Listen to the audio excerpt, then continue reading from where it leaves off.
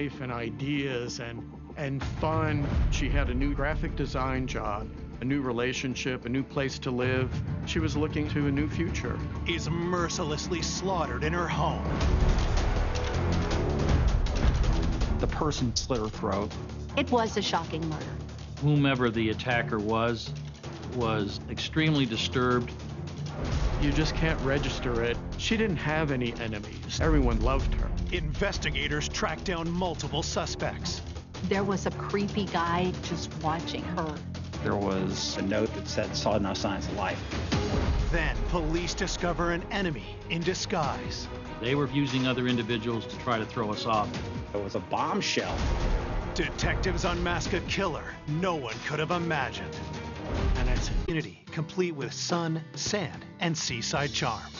Gulfport is kind of a classic southern town. It's kind of an arty community now. Gulfport has a beautiful beach, and people are very friendly. I never felt unsafe living there.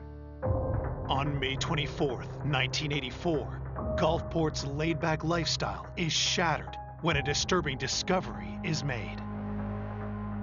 A woman was checking on her neighbor, and when she didn't answer the door, she viewed inside one of the windows and saw a body laying in a pool of blood.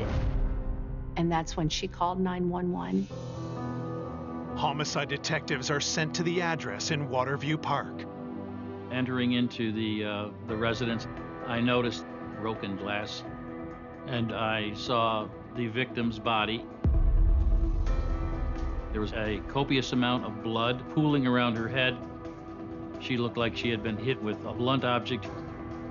There were several stab wounds up and around her neck area, like it was an attack of rage.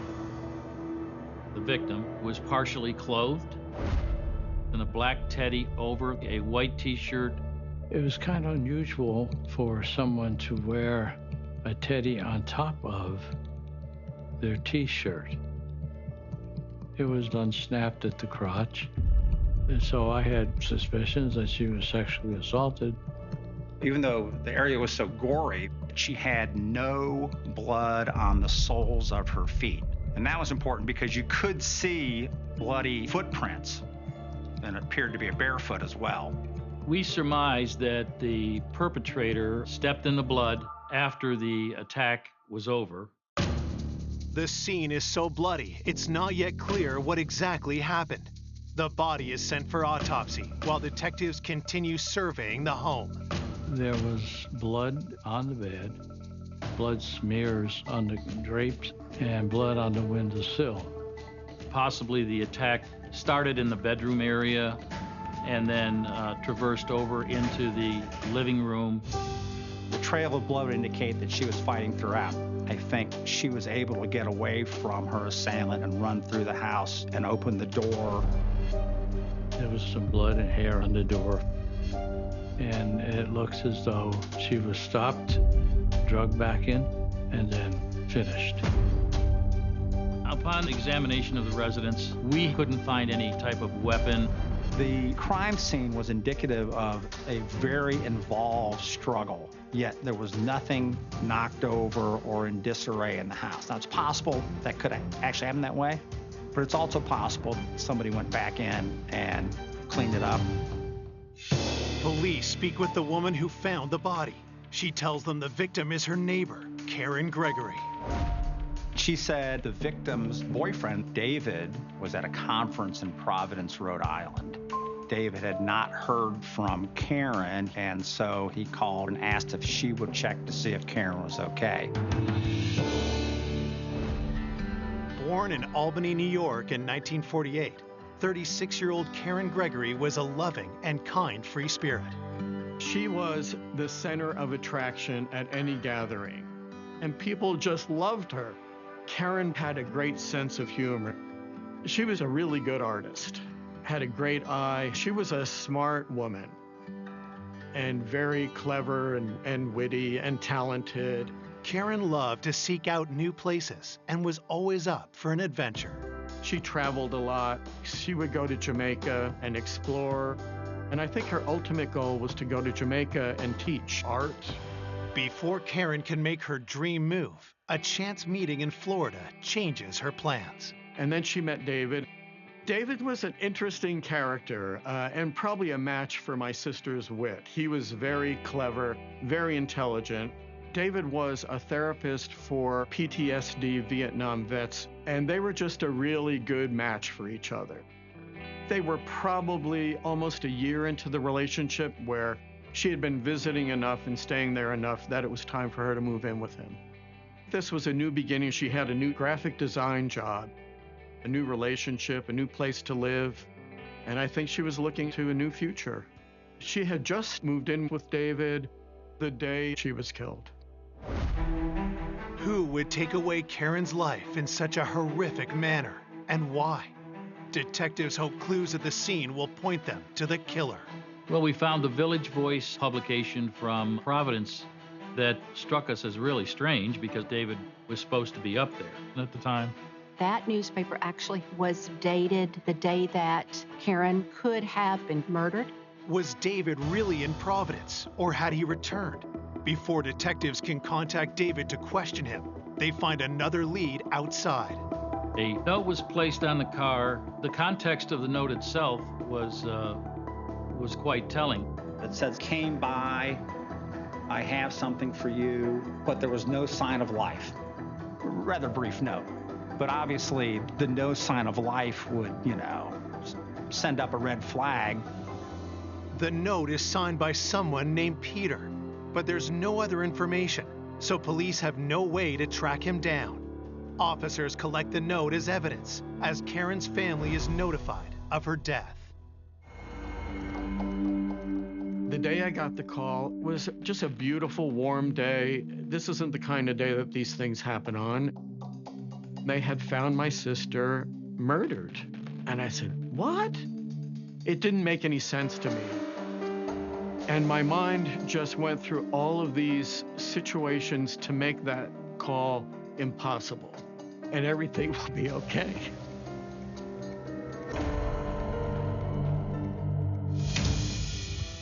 Police ask Karen's brother, Roy, about her relationship with David.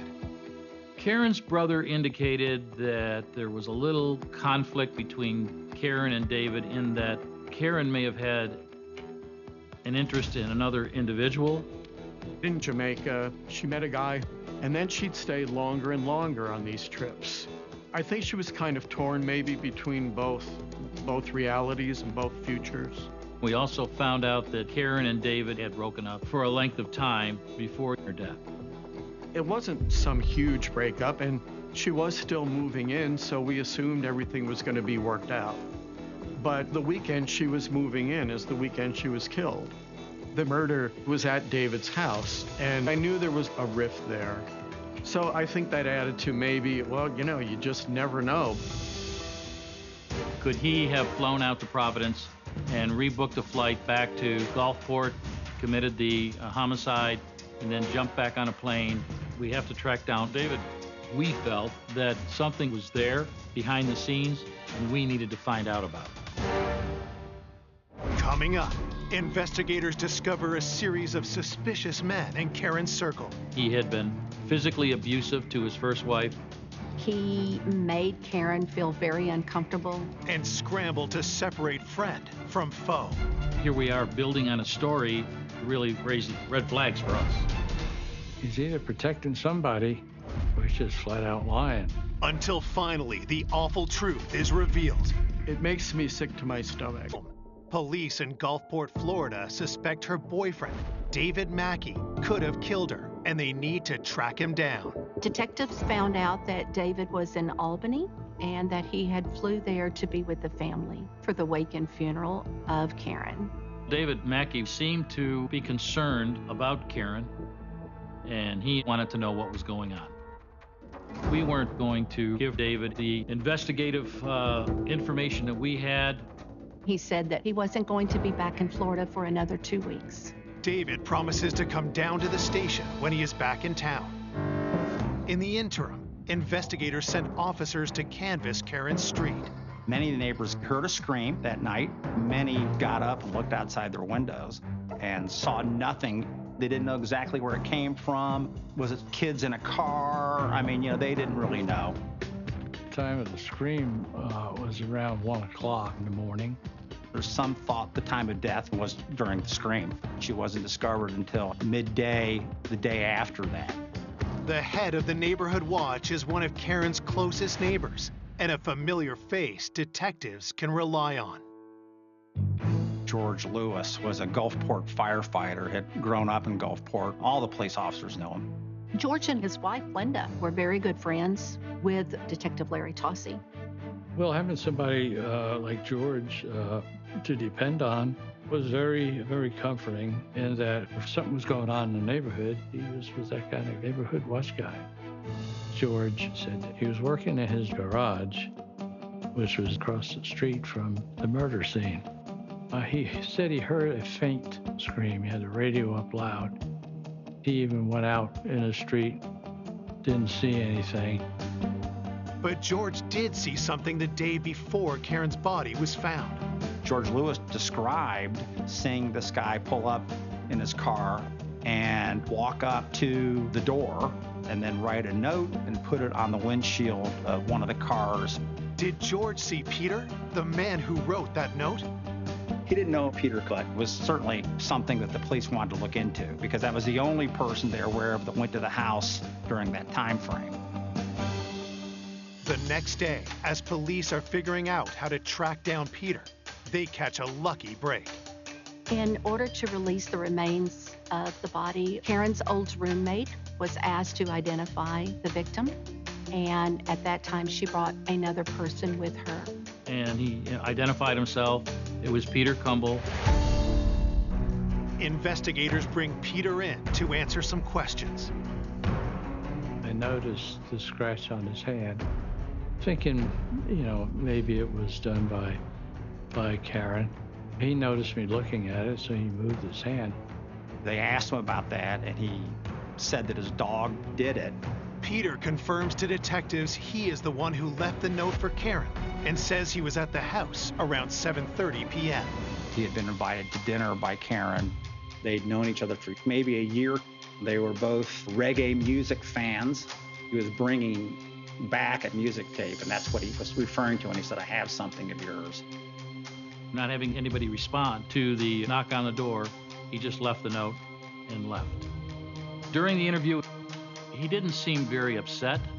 Portraying that he was such a close friend to Karen, it kind of struck me as being, strange. Detectives ask where Peter was when Karen was murdered. Cumble's explanation for where he was that night was he was at home. He did indicate that his roommate could verify that.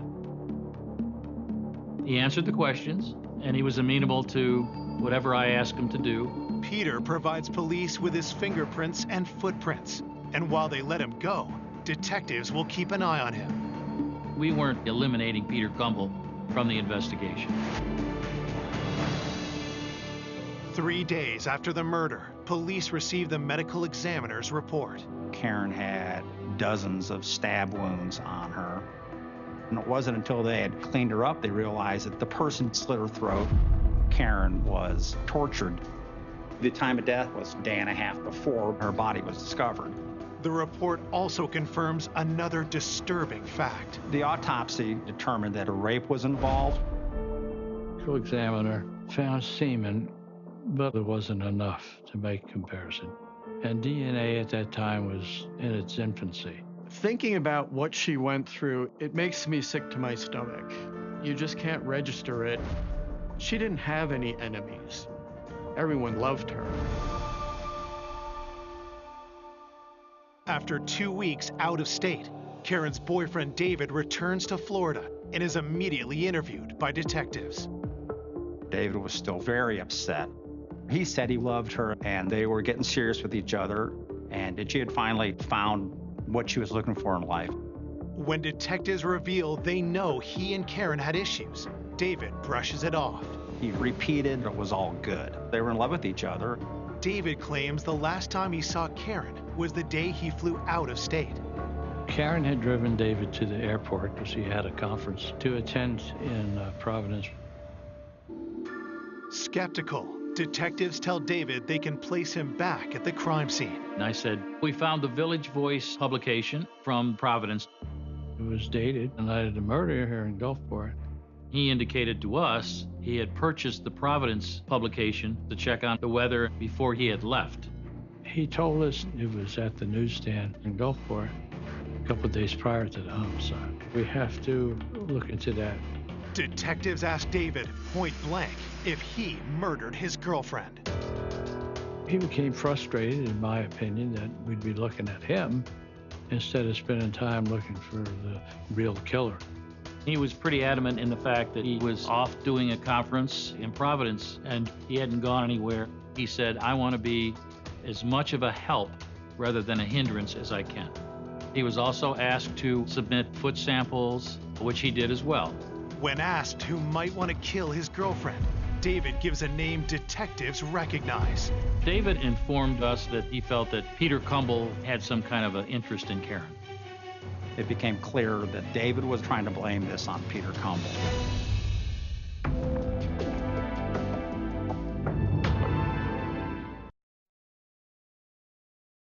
Police are investigating the grisly murder of Karen Gregory. Her boyfriend, David Mackey, denies being involved and points detectives towards Peter Cumble, a man police have already questioned and released. In David's mind, he felt that Cumble was someone who had an interest in Karen, like as a potential girlfriend. David wasn't aware of anything about Cumble being invited to dinner and really probably had no real reason to see why Cumble would come by the house while he was gone. He said that Cumble was an acquaintance, but not a close friend. They knew people in the same circles. Peter Cumble was always calling Karen up and that he felt he was going to try to develop a relationship with her, and Karen obviously wouldn't have anything to do with it. David was concerned that Cumble could be involved, and they needed to look at him closely. With nothing concrete to link David to the murder, they let him go. Detectives now need to confirm his claim that Peter had ulterior motives around Karen. When police try to bring Peter in for another interview, they hit a problem. He had left Gulfport right after his first interview. He had went on vacation, and the detectives found that strange, that him being close to Karen Gregory, that he would leave and go on vacation after her death. Without the evidence to compel Peter to return, investigators switch gears and delve deeper into David Mackey's alibi. David had told police he had given a presentation in Providence at 9 a.m. on May 23rd, which would have been 8 hours after Karen was killed. Was it possible for him to have got on a flight, come down, murdered Karen, and got back up to Rhode Island? Detective Sergeant Tossi decided to take flights in the same time frame. I found that he could have committed the murder and get back in time and do his presentation. It would have been tight, but it's possible. Detectives subpoena David's credit card information, but they show no record of David buying any additional flights. David's story about the newspaper also appears to check out. It was discovered that the paper actually comes out 2 days early, and the gentleman remembered selling the paper to David Mackey. David was telling the truth, and his alibi was solid. As weeks pass without an arrest, Karen's friends and family become concerned. Not knowing why or who or how this even happened, you're left with all these questions. The grief was too heavy. There was just a lot of weeping for a long time. Just the slightest little memory of her or thought of her, I can weep right now thinking about that. For such a small town, it was a shocking murder. I can only imagine what some of the women that lived alone in that community felt when there is a killer out there and they haven't been caught. A few weeks into the investigation, detectives get a boost when potential suspect Peter Cumble arrives back in town. He looked a little bit disheveled. He looked a little bit shaky, as if he didn't want to be there type of an attitude. Detectives cut to the chase and ask Peter if he killed Karen Gregory. He was completely shocked. Kumble's alibi was he was at home. But with David pointing the finger at Peter, detectives need to follow up. He was pretty adamant in the fact that, he hadn't gone anywhere and the roommate could be his alibi witness. Anybody can say they're home and they're in bed. In the middle of the night, they can go out and do what they want to do. And that's a very shaky and unsubstantiated alibi. We didn't have much to hold him at that point, so he left. Needing something concrete to tie Peter to the murder, investigators hope his footprint sample matches the one found at the scene. There was a partial bloody footprint on the floor. We did send it off to the sheriff's office. And we waited quite a period of time, and then we heard back that they couldn't find any identifying ridges or swirls. It's a big disappointment to me that our sheriff's office couldn't make a match. Detectives refuse to give up. The photograph of the bloody footprint looks mostly like a smear. So it was sent to Washington for the FBI to look at, which was not uncommon practice, especially if you had something that might be difficult for a local person to do. The analysis won't be fast, so investigators go back through everything collected at the scene and find a potential piece of evidence. There was a schematic drawing of a clock. It appeared to have a blood stain on it. Did the murderer bring that with him and leave that there, forgetting about it? Did he get blood on it while this happened? So it looked like a pretty good clue they needed to follow up on. They were able to determine that these were schematics that had been drawn by Stephen Fischler, who was someone that Karen worked with. Detectives send the blood on the drawing in for testing, and when they look into Stephen Fischler, they discover something troubling. We found out from female workers that they felt uncomfortable around him, that he showed the girls pornography, and they took offense. They indicated they were afraid of him. According to one friend, Stephen Fischler made Karen feel very uncomfortable many times. He made unwanted advances. At one time, he gave her a provocative novel that he was writing. Fischler, as far as the way he behaved in the office around women, he was a suspect. We decided that we needed to have an extensive interview with Stephen Fischler. Stephen Fischler had kind of a defensive attitude. He was curt. He said that they didn't really know each other. He and Karen had seen each other at work, but she had only been working there a short period of time. When Stephen was questioned about the schematic, he had no explanation for how it got into her house, other than she probably took it home with her. Detectives grill Stephen about his reputation among his coworkers. And he became angry. He said, I had no idea. We asked him if we'd take a polygraph test. He agreed to do that. Stephen didn't really want to answer the questions. He was extremely frustrated. Just when investigators think they won't get anything out of him, Stephen says something truly shocking. During the polygraph, Worker Stephen Fischler has just confessed to police. It was unexpected. Was he really telling the truth? Police immediately begin to press Stephen for details behind his confession. We determined that after talking with Stephen, that he blurted out, "Okay, I did it," just out of frustration. He was angry because he was being accused of this murder. And that was just his personality and his temperament. Stephen retracts his confession and proceeds with the polygraph. He passed the polygraph. It showed no deception indicated. The result was totally unexpected to us. It basically cleared Fischler. But Stephen's not off the suspect list just yet. He refuses to provide a footprint sample, so police must wait for the results from the schematic drawing to see if any foreign blood is detected. In this case, the blood was clearly all her blood, and it wasn't Stephen Fischler's. There was a lot of frustration. They'd kind of hit a dead end. Running out of suspects, investigators switch up their approach and put together a behavioral analysis profile of the killer. You're trying to look at, what causes people to do what they might do. It wasn't your general whodunit. Whomever the attacker was extremely disturbed. He was the type of individual that had various fantasies, sexual fantasies, which drove him to commit the murder of Karen Gregory. Maybe this was a serial killer, which kind of fits into that whole psychological pattern to some degree. It was probably the most difficult case that I had to deal with. 5 months down the road from the homicide, I just couldn't let the case go, couldn't put it on the shelf. For Karen's family, coping with the reality that her killer may never be found is overwhelming. We kind of thought they're never going to solve this, which was just alarming to us. And that's another whole kind of pain that was a nightmare. She was a sweet, wonderful young woman.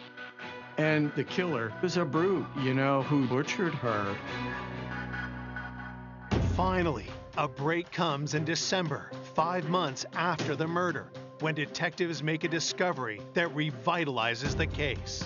Tassi was talking to a person who lived a few blocks away from Karen, and that person told him they had heard the scream. She described it as just a wail, and that it was very disturbing. Tassi was like, he didn't realize it was really that loud, that actually over 2 or 3 blocks people heard this. This new information is in direct conflict with the statements of the neighborhood watch head. She's several blocks away and she hears the scream, and George is right across the street. How come he didn't hear more than what he said was a faint scream? It didn't make any sense. So we figured we better have another talk with George, which we did. Detective Tassi, he looked at George as a helper to the police case. George was a firefighter, the neighborhood watch guy that was actively out there. When we went over his story, he indicated that he had heard the scream, that he walked to the edge of his driveway, looked around and didn't see anything. Now, George adds a new detail to his account. Now he sees somebody on the lawn under the big oak tree. This story was quite a surprise. Why didn't he report it? Why didn't he call? He didn't really know what to say. I think in many ways he sounded nervous. George describes the person he saw the night of the murder. He said he was like 6'4" and had red sandy hair. He was a big, strong-looking guy. It was certainly something that the police wanted to look into. Armed with the new information, detectives try to track down this mysterious man. And in doing extensive neighborhood interviews, it was related to us there may be a peeping Tom in the area that fit. We thought, well, we may have something to go on here. I interviewed one person, and she said that she had a peeping Tom at her window. And when she noticed him, he took off. Could the peeping Tom be the killer police have been looking for? Investigators showed George pictures of possible prowlers. He couldn't identify any of them. So the mystery man in the lawn remained unidentified. So there's some thought that he might have been watching that house and watching her and knew that she was alone that night, knew David was out of town. I felt terrified, especially at night. I kept my doors locked. I didn't want to end up like her. Detectives find another woman in the neighborhood who recently saw the prowler. There was a creepy guy just watching her for some unknown reason. She caught him peeping in the window. He took off. The woman recognized the man. When she tells police his name, they're stunned. It was a big surprise.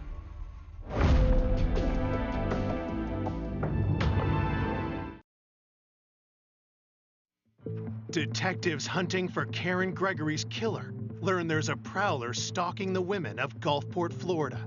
Could the offender be one and the same?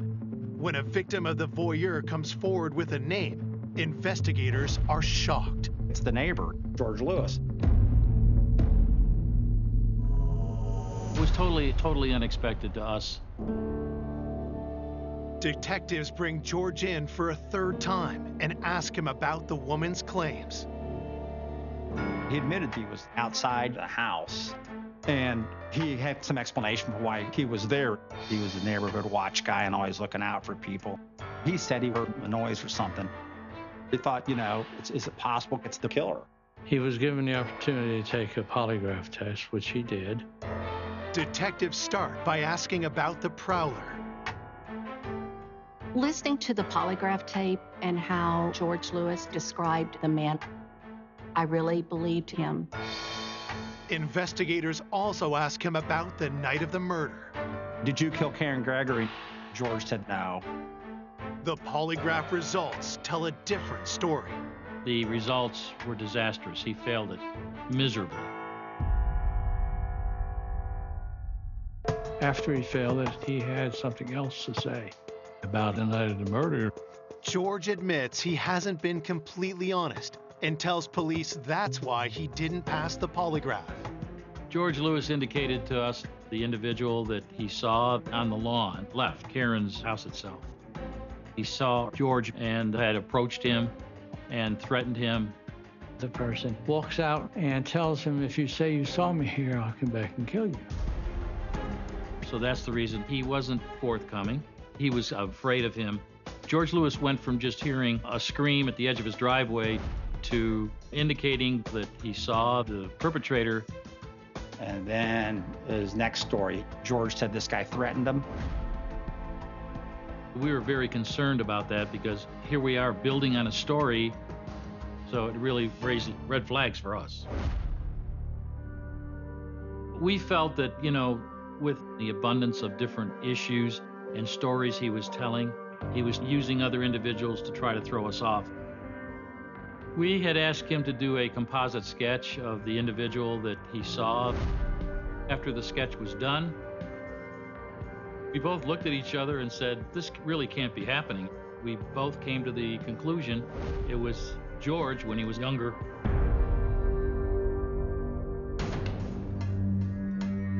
I think he thought the police had a witness who saw somebody in Karen's yard. So he was making this description of the person who scared him get closer and closer to looking like him. He's either protecting somebody that he knows, or he's just flat out lying. We have to look at George a little closer.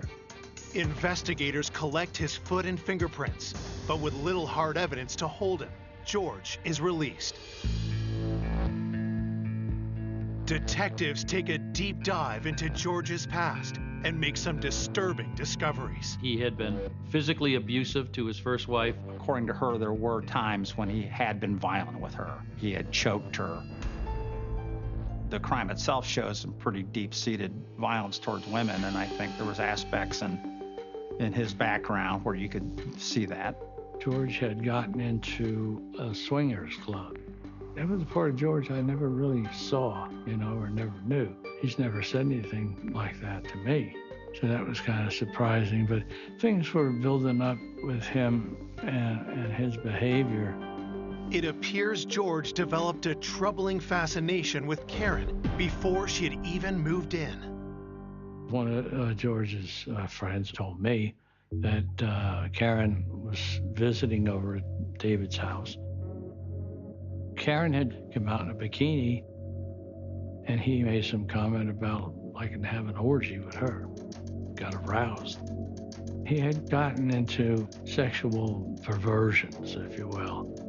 I think there was indications that he was, a peeper of some sort. Still looking for hard proof, detectives ask George's wife about the night of the murder. She was woken by the scream. After just a few minutes, George came in from the garage. The killer would have been covered in blood, but George wasn't. When you sit back and you look at these things, because you say to yourself, oh, well, maybe he really didn't do it. Maybe his story makes sense. Or maybe he's covering up for somebody that did do it. You know what I mean? And so now it's, where do we go from here? At that time, we didn't have DNA. The only thing that could tie itself into the case was the footprints. Detectives are still waiting for those results. It was getting extremely, extremely frustrating for the team. And then the months just went by, nothing happened.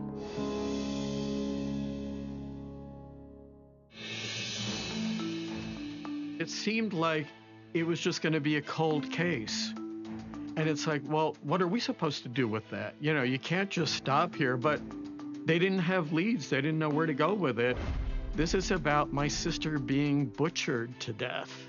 We were not going to rest till they found who the killer was.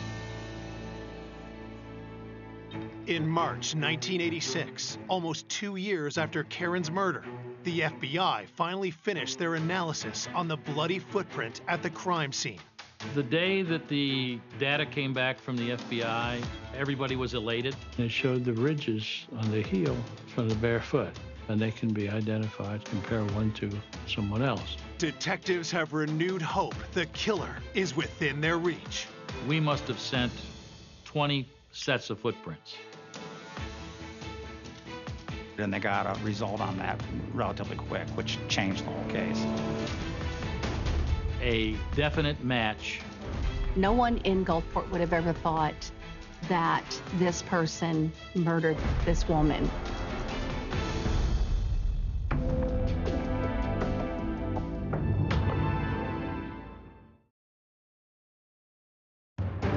Nearly 2 years since the brutal slaying of Karen Gregory, detectives have just received a report back on the bloody footprint found at the crime scene.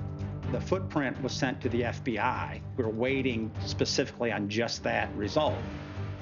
There was a definite match of a footprint of George Lewis to the inked footprint that we had sent up there to the FBI lab. It was shocking. It was very hard for me to believe that George Lewis murdered Karen Gregory. He was the head of the crime watch. He was a firefighter. I was in complete shock. Although no one could believe George was a cold-blooded killer, the evidence doesn't lie. Footprints with their ridges and their swirls are similar to fingerprints. If you have enough of those patterns to present to a match, then they're just as good. I didn't want to believe it, and I had to face that. I trusted George. He was toying with me. He certainly wasn't the person that I thought he was. The detective knows he has to ask his old friend some tough questions. We asked him to come into the station, and that's when we confronted him with the footprint. That's when he said, I crawled in the window. It was a bombshell. Now here's a whole new story where he's absolutely in the house. He indicated that he had heard the scream. He had gone through the bedroom window to try to assist Karen. He said that he saw her laying there with her throat cut open. Only the killer would have known that her throat was cut.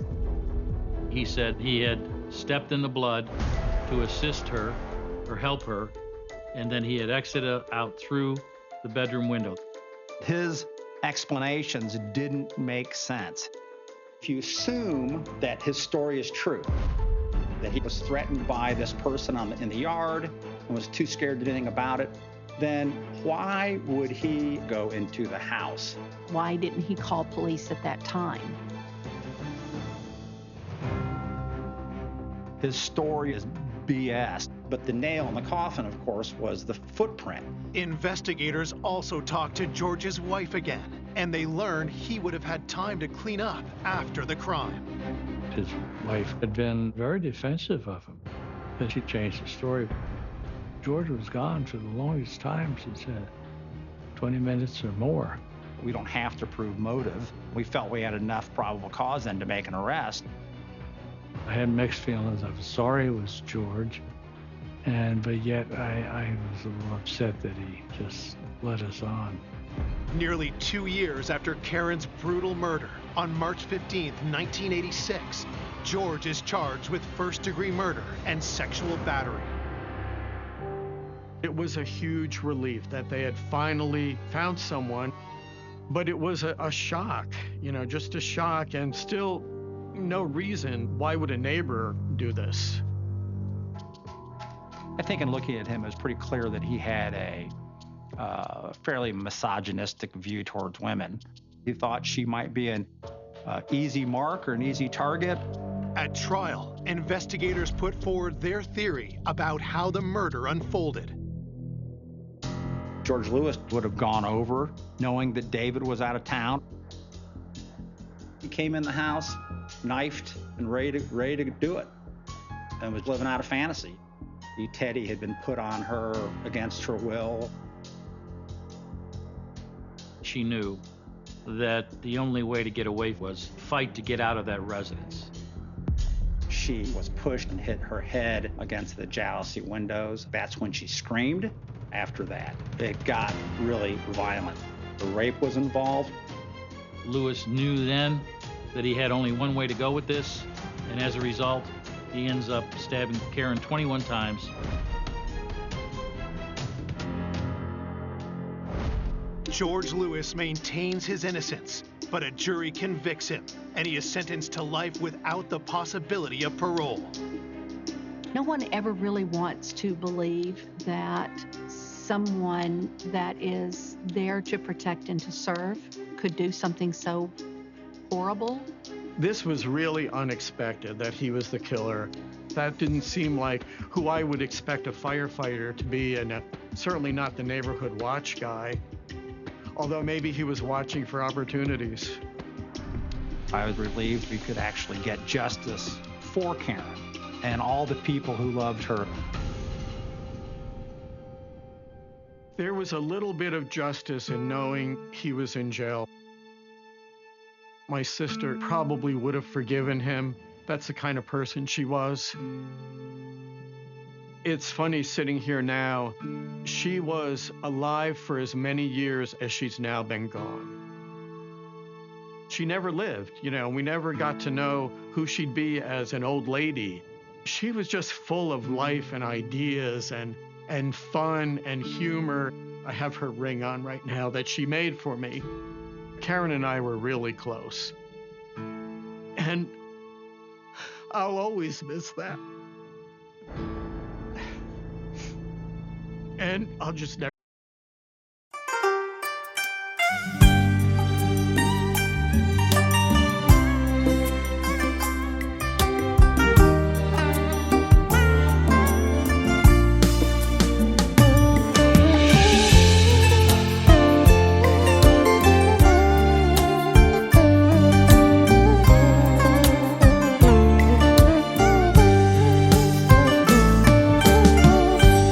Chuyện từ một đêm cuối nẻo một người tiễn một người đi,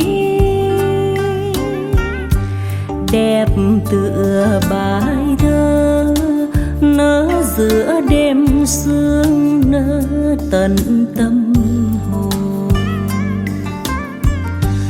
Chuyện một mình tôi chép dòng tâm tình tặng người chưa biết một lần. Vì giây phút ấy tôi tình cờ hiểu rằng tình yêu đẹp nghìn đời là tình yêu khi đơn côi. Vào chuyện từ khi khoác bờ vai một mảnh áo dạ đường khuya, bồi hồi người trai hướng nẻo đêm sâu dấu tình yêu đầu. Vì còn tìm nhau lối về ngõ hẹp còn chờ in dấu chân anh. Niềm thương mến ấy bây giờ và nghìn đời, dù gió đua sao còn đẹp như khi quen nhau. Ai lớn lên không từng hẹn hò, không từng yêu thương, nhưng có mấy người tìm được một tình yêu ngát hương. Mến những người chưa quen, một người ở lại đèn trăng gối mộng. Yêu ai anh băng sông dài cho đẹp lòng trai. Một người tìm vui mãi tận trời nào, giá lạnh hôn đau. Một người chợt nghe gió giữa mênh mông rót vào trong lòng, và một mình tôi chép dòng tâm tình tặng người chưa biết một lần. Vì trong phút ấy tôi tìm mình thì thầm, giờ đã gặp được một nụ hoa nở về đêm.